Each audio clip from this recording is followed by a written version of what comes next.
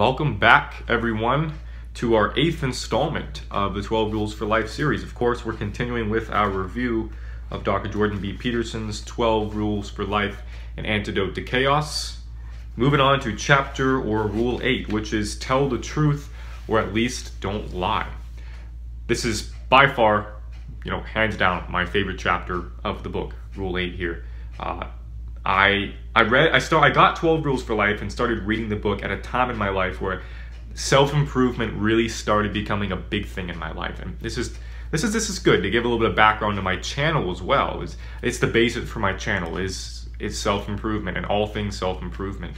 So I got this book wanting to figure out ways to improve my life, and Rule 8 hit me like a ton of bricks in particular, because this was around not so long ago in my life at a time when I was struggling simply to tell the truth. I was in this nasty, self-destructive, not just self-destructive, destructive to everyone around me, kind of habit of lying. I deceived people, I lied to people, I hurt people close to me in my life, people that I loved, and it took me a while to bounce back into those relationships, to regain trust. That's what happens when you lie. I got caught in this web, and it was just a destructive repeating cycle, and Rule 8 really helped me sort through that. So enough about all of that. Maybe I'll talk about that more in another video, but for now we're going to jump into Rule 8 here. Tell the truth or at least don't lie.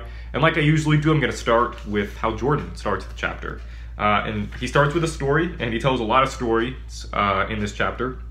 I'm not going to read every single one of them, but this is how he starts, and it's a good prelude for the rest of the chapter here. Truth in no man's land. I trained to become a clinical psychologist at McGill University in Montreal. While doing so, I sometimes met my classmates on the grounds of Montreal's Douglas Hospital, where we had our first direct experiences with the mentally ill. The Douglas occupies acres of land and dozens of buildings. Many are connected by underground tunnels to protect workers and patients from the interminable Montreal winters. The hospital once sheltered hundreds of long-term in-house patients. This was before antipsychotic drugs and large-scale deinstitutionalization movements of the late 60s all but closed down the residential asylums, most often dooming the now freed patients to a much harder life on the streets. By the early 80s, when I first visited the grounds, all but the most seriously afflicted residents had been discharged. Those who remained were strange, much damaged people. They clustered around the vending machines scattered throughout the hospital's tunnels. They looked as if they'd been photographed by Diane Arbus or painted by Hieronymus Bosch. Hope I'm saying that right. One day, my classmates and I were all standing in line. We were awaiting further instruction from the straight-laced German psychologist who ran the Douglas clinical training program. A long-term inpatient, fragile and vulnerable, approached one of the other students, a sheltered, conservative young woman. The patient spoke to her in a friendly, childlike manner and asked, "Why are you all standing here? What are you doing? Can I come along with you?" My classmate turned to me and asked uncertainly, what should I say to her? She was taken aback, just as I was, by this request coming from someone so isolated and hurt. Neither of us wanted to say anything that might be construed as a rejection or reprimand. We temporarily entered a kind of no man's land in which society offers no ground rules or guidance. We were new clinical students, unprepared to be confronted on the grounds of a mental hospital by a schizophrenic patient asking a naive, friendly question about the possibility of social belonging. The natural conversational give and take between people, attentive to contextual cues, wasn't happening here either. What exactly were the rules in such a situation, far outside the boundaries of normal social interaction? What exactly were the options? Well, there were only two, as far as I could quickly surmise. I could tell the patient a story designed to save everyone's face, or I could answer it truthfully. We can only take 8 people in our group, would have fallen into the first category, as would have, we're just leaving the hospital now. But neither of those answers would have bruised any feelings, at least on the surface, and the presence of the status differences that divided us from her would have gone unremarked.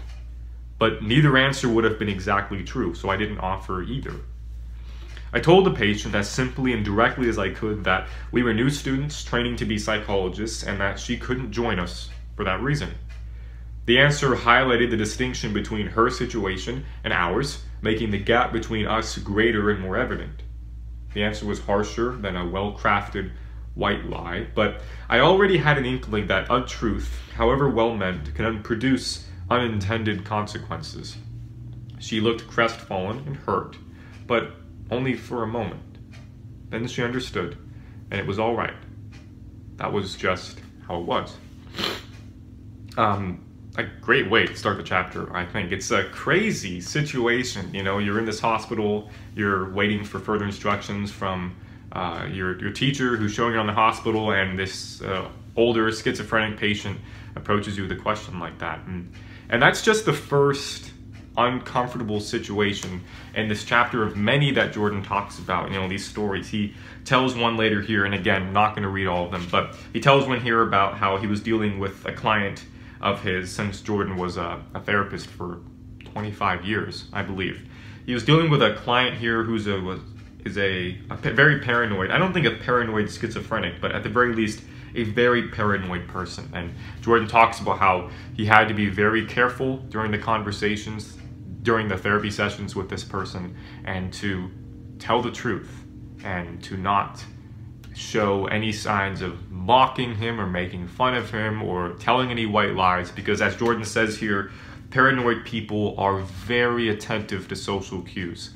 They are hyper focused on what you say and facial expressions and things like that. And Jordan says here, they are impeccably logical people, and they can tell when someone's telling them the truth or not. So it's kind of a scary situation. Of course, I recommend you read it for yourself. I'm not going to read all these stories. Another one, he talks about a landlord that Jordan had a little later on in the chapter when he was living with his wife, Tammy. And is this landlord, to sum up the story, he's this big lumbering, kind of like a lumberjack kind of guy. He's a chronic drunk, he's an alcoholic, he's drunk all the time, and he used to be part of a biker gang too. And his landlord, as Jordan says here in the book, this was a continuing, something that kept happening over, like, I guess the months that Jordan and his wife were living there. What always happened, the same formula, is the landlord would go out drinking, go on this late night binge, and then at 2, 3, 4, 5 in the morning, he'd be knocking on Jordan's door with like a toaster or a poster or something from his house to sell to Jordan so that he could keep drinking. And Jordan was scared of him, and so he kept buying his stuff. He'd buy his toaster and buy the poster and whatever little knickknacks and mugs and things he had in his house and stuff like that. And he knew he was feeding his alcoholism, really, his really bad habit, but he felt scared until finally Jordan's wife sat down with him and said, look, you can't keep giving him stuff. You can't keep buying these things from him and keep feeding his alcoholism.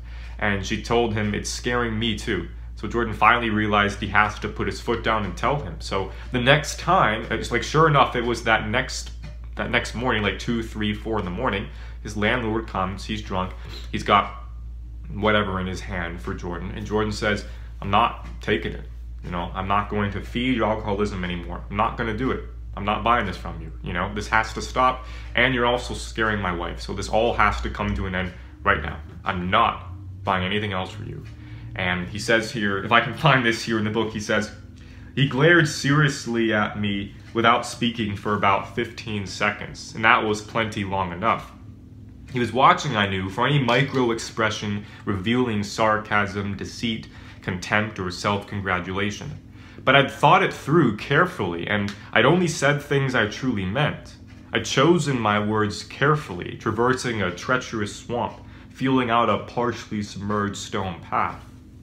Dennis, which is the name of the landlord, turned and left. Not only that, he remembered our conversation despite his state of professional level intoxication. He didn't try to sell me anything ever again. Our relationship, which was quite good already, given the great cultural gaps between us, became even more solid. Taking the easy way out or telling the truth. Those are not merely two different choices. They are different pathways through life. They are utterly different ways of existing.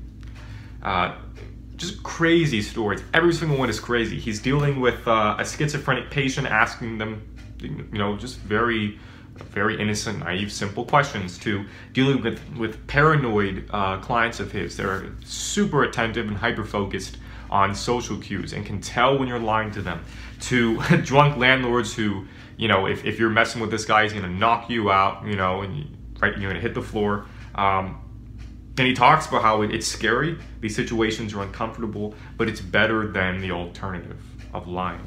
He talks about here about how you're manipulating the world, you're manipulating, bending and twisting reality to serve your interests by lying and deceiving people. And like I said, it's a powerful chapter. I love it. It's my favorite chapter, and it's helped me tremendously. And so that's basically what the rest of the chapter is about. He talks about saying no to people when you need to say no. He has a section here where he says, if you say no to your boss or your spouse or your mother when it needs to be said, then you transform yourself into someone who can say no when it needs to be said. If you say yes when no needs to be said, however, you transform yourself into someone who can only say yes, even when it's very clearly time to say no. If you ever wonder how perfectly ordinary, decent people could find themselves doing the terrible things the Gulag camp guards did, you now have your answer. By the time no seriously needed to be said, there was no one left capable of saying it. So that's what the chapter is about. It's about telling the truth. It's about standing up for yourself, speaking your mind, telling people the truth. Or at least not lying, which Jordan says is a good place to start off before you start actively telling the truth. Let's start by just not lying to people. Let's start by not just telling the truth to people, right? At least try not bending reality at every chance that you get. And so that's what the chapter is about the importance of telling the truth. And I'm going to skip to the end here, as I do for these chapters, so we can see, I'll show you guys how he wraps up the chapter here. If I can find it. Here we go. The truth springs forth ever anew from the most profound well springs of being. It'll keep your soul from withering and dying while you encounter the inevitable tragedy of life. It'll help you avoid the terrible desire to seek vengeance for that tragedy, part of the terrible sin of being, which everything must bear gracefully just so it can exist. If your life is not what it could be, try telling the truth. If you cling desperately to an ideology or wallow in nihilism, try telling the truth. If you feel weak and rejected and desperate and confused, try telling the truth. In paradise, everyone speaks the truth. That's what makes it paradise. Tell the truth, or at least don't lie.